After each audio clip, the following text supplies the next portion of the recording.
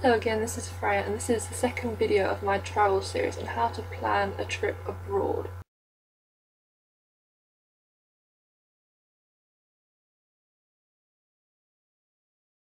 The first stage of this section is to choose your destination. So for me, I've chosen to go to Ohio for the reason that I'm going to meet my friend there. So with choosing your destination, you can't just choose it for simply because you can. Well, you could, but it might not be that interesting, you might not really like it.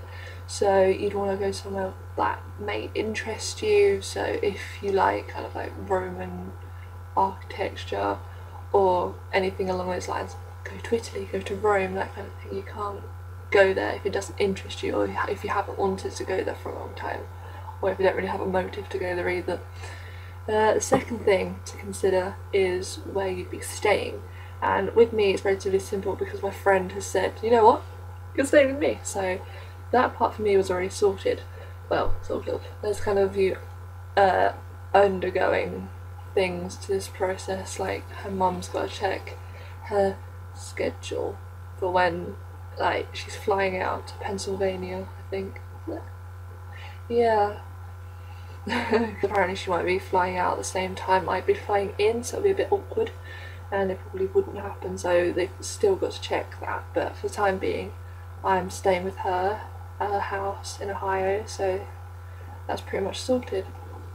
And if you plan on going somewhere like in a hotel, you have to like obviously check the reviews on the hotel, see if it's actually any good, like if it's a good quality, if it has air conditioning. That's not kind of a necessary thing, but if you're going somewhere really hot at a really hot time, that might be something you might want to consider, simply because it will make your stay a lot more comfortable.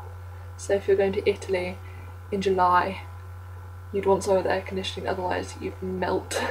So when I went to Italy, I went in June, and I think I could have died. I didn't sleep at all that week. I was by the end of it, I think I was dead. So my friends were like, "You're alright." I was like, "Yeah, fine." So you'd also want to consider whether they don't have any hidden charges like internet or phones or TV, because sometimes they do, and it can end up running your bill a lot by the end of the holiday, which could put a massive dampener on it. So you could have had an amazing time until you get the bill back for like $100 or something because you use the Wi-Fi, and you're like, what, no? Oh god. But you really have got to check, and you've got to read up and check everything about these hotels, because they can con you out of a little bit of money, so you gotta keep an eye out on that.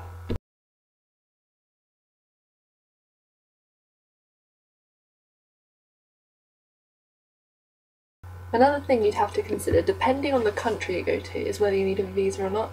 So I know that for me going to America, I might have to get one, but other countries may require you having one, and depending on if you're flying over there and your plane stops in another country, they might require you to have a transit visa, which is quite annoying because it's just more money and effort really.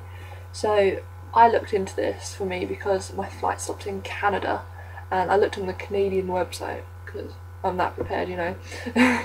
And they said, well, first they said you need a trans visa, so I was like, oh, okay, fine. But then I read into it a bit more, and they're like, no, people from the UK don't need it as long as they're staying in Canada for under 48 hours, which I'm only staying there for 2, so it's all good. And then for the American visa, for actually staying there for about a week, it was a bit more hassle into finding out whether I need to or not. I knew that you needed an ETSA, I think, ETSA, whatever it's called.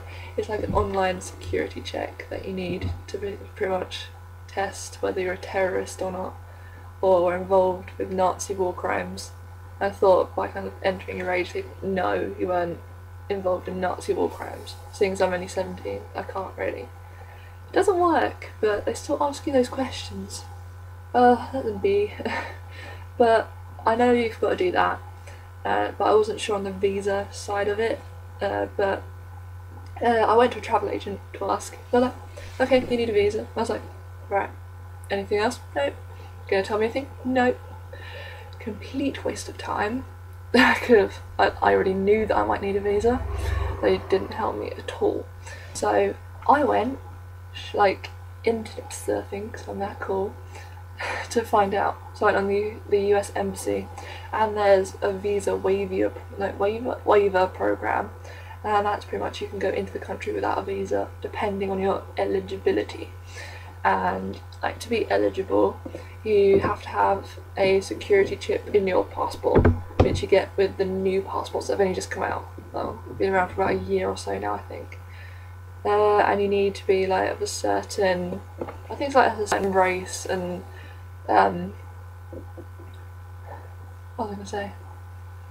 And any other thing like that, really, to say that you're not a terrorist, you're not gonna bomb the country, and that kind of thing, just to make sure that you're safe. And I think that you couldn't have been in debt or were planning to run the country in debt, something ridiculous like that.